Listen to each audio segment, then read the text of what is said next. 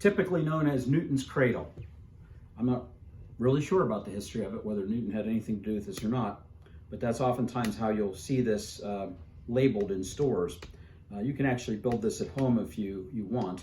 All you need is, well, there's 5 like steel balls and some fishing line and some support. But basically, for this thing to work perfectly and really, really well, the balls should be all the same mass and they should be perfectly lined up. Now, this was bought in a store, and unfortunately, the balls are not perfectly lined up. So it's not going to work perfectly, but you'll get the idea here. And if you've ever played with one of these, sometimes people call them a click-clacker. And if you lift up one ball on this end and you let go, one ball comes up on the other end, swings up, comes back down, hits into it, pops up on the other end. So it just keeps cycling like this. It's a little desk toy. And from a physics standpoint, we know that momentum is being conserved, right? One ball is coming down with a certain velocity. It hits. If there were no sound or loss of energy, all the energy or the momentum would go into the ball in the end, and it comes up with the same speed. It would come back down, hit, and this thing would theoretically keep going forever if it wasn't for the friction and internal resistance and sound and the energy losses, right? The question is, why, if I lift one ball up, why don't 2 balls ever come up with half the velocity? That would conserve momentum, right? One ball coming down, why don't 2 balls come up with half the speed? That would certainly conserve energy.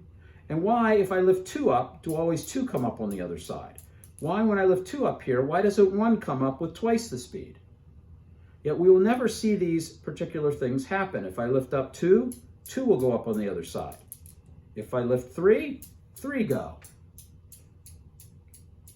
What do you think might happen if I lift 1 up on this side and 2 on this side and let go? Let's try it and see.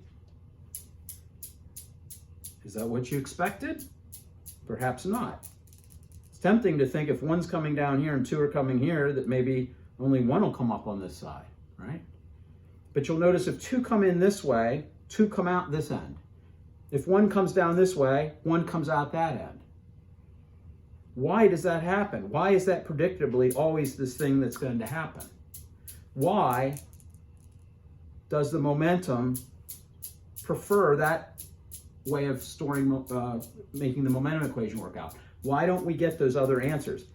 Well, remember that the conservation of energy law is active at the same time, right? All these laws of physics, it's not like they're in a silo by themselves.